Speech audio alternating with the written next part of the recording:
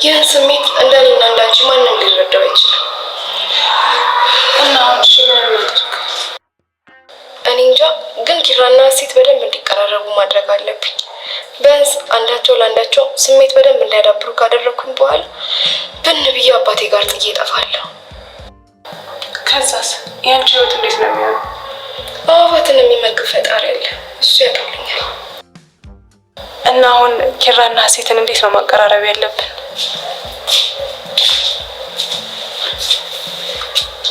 ስሜን ስጣሩ ሰማሁ። እንትን እኮ ነው ኪራና ሀሴት በደንብ የተቀራረቡ ነው እያሉ ነበር። አዎ ኪራ በጣም ጥሩ ሰው ነው። ኪራ ጥሩ ሰው ነው፣ እንዳታስከፊው እሺ? ለምን? እኔ ለምን ላስከፋው እችላለሁ? አንዴ ከከፋው ቶሎ ነው ተስፋ የሚቆርጠው ለማለት ነው። ግን እኔ እና እሱን እዛ ደረጃ የሚያደርሰን ነገር ያለ አይመስለኝም። ግን ስለ ምክርሽ አመሰግናለሁ። ምንም አይደል። በቃ እኔ ሱቅ ደርሼ ልመጣ ነው። ደህና ነሽ?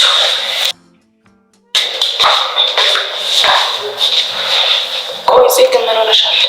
እንደዚህ ነው እንዴ መቀራረብ ያለብሽ? አልዋሽሽም፣ ስለ ኪራ ስታወራ ቀንቻለሁ። እንግዲህ አንዴ ገብተሽበታል። ግን አሁንም ቢሆን ሀሳብሽን ለመቀየር ጊዜው አልረፈደም። እሺ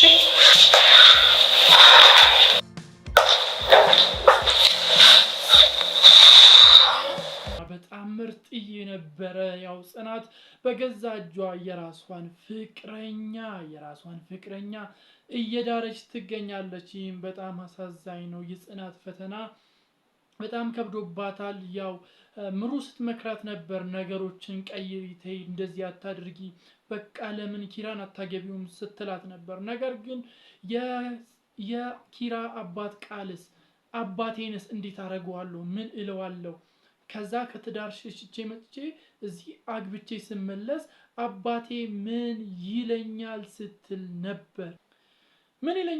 ነበር እና በቃ በጣም ነው የተጨነቀችው ከሚባለው በላይ ጭንቀት ውስጥ ናት። ያው ኪራም ሊያሳምናት ሞክሮ ነበር። እኔ አፈቅርሻለሁ፣ እንዴት በእኔ ላይ እንደዚህ ታድርጊያለሽ? ለምን ሲላት ነበር። ነገር ግን ልትሰማውላ አልቻለችም። ዛሬ እንደውም ሊደባደቡላ ምንም አልቀራቸውም። እውነት ለመናገር ዱላ መማዘዝ ብቻ ነው የቀራቸው። በጣም ነበር እየተጣሉት የተጋጩት። ያው ኪራም በኃይለ ቃል ለመናገር ሞክሯል። በጣም ነው ያስከፋችው፣ በጣም ነው ያስደብረችው። ያው የኪራ ምሽት መዋያ ምሽት የሚቆይበት በቃ መጠጥ ቤት ሆኗል። ልጅቱ የሌለ እየተበላሸ መጥቷል ማለት ይቻላል።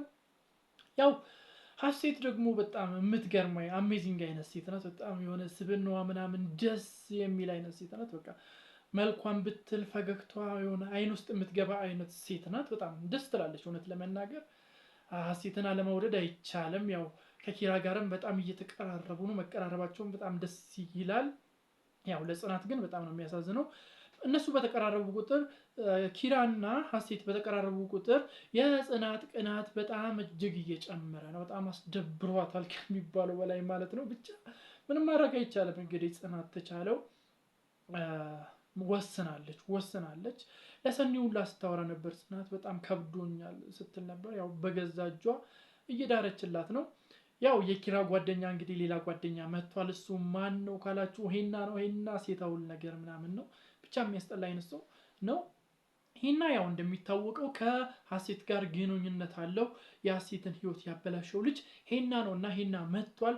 ጽናትን ሁላ ሲተናኮላት ነበር። ጽናትን ሁላ የሆነ በቃ እንደመሳም ምናምን ሲጋተታት ነበር እና በጣም ተናዳለች ጽናት። እዚህ ቤት ውስጥ የሚመጣው እብድ ሁላ ነው እንዴ? እብድ ብቻ ነው የሚመጣው ምናምን ስትል ነበር። በጣም ተገርማ ማለት ነው። ያው ሄዶ ለምሩ ሲያወራት ነበር። ጽናትን በጣም ወድጃታለሁ፣ በጣም ተግባቢ አይነት የስራ ሰው ምናምን ነገር ናት ሲላት ነበር።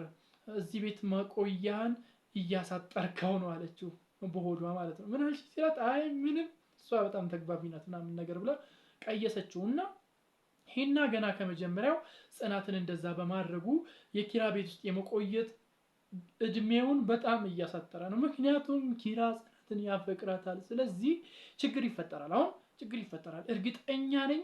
እስቲ እናንተ ምን ታስባላችሁ? እኔ ጽናትን የሆነ ነገር ያረጋታል፣ ይተናኮላታል ብዬ አስባለሁ። ያንን ደግሞ ኪራ ያየዋል። ኪራ ካየው ደግሞ ከዛ ቤት ኪራ ሄናን ያባረዋል ብዬ አስባለሁ። እናንተ ምን ታስባላችሁ? ሌላ ደግሞ ያው ሄና ማታ ላይ ከሀሴት ጋር ፊት ለፊት ተገናኝቶ ነበርና ሲጨቃጭቁ ነበር። በጣም ነው የሚንቀት ምናምን። ያው ሀሴትም ቀላል ሰው አይደለችም። አንገቱን አንቃውን ላይ ይዛው ነበር። በቃ የሌለ ጓ ስትልበት ነበር። እስካሁን አልተቀየርክም ማትረባ አይነት ሰው ምናምን ስትለው ነበር። በቃ በጣም ነው ያናድዳት፣ በጣም ነው ያበሳጫት ከሚባለው በላይ። ይህንንም እነ ኪራ ከሰሙ ምን ሊፈጠር ይችላል? እስቲ ሀሳባችሁን ገለጹልኝ። እነ ኪራ ይህንን ነገር በሀሴትና በሄና መካከል ያለውን ነገር ከሰማ የሀሴትን ህይወት ያበላሸው ሄና እንደሆነ ከተሰማ ኪራ ምን አይነት እርምጃ ሊወስድ ይችላል? እስቲ ሀሳብ አስተያየቶቻችሁን በኮሜንት መስጫ ሳጥን ላይ አስቀምጡልኝ። ስለምፈልገው ነው። ለዚህ ቻናል አዲስ ከሆናችሁ ደግሞ ሰብስክራይብ በማድረግ የደወል ምልክቷን መጫን እንዳይዘነጋ። እስከ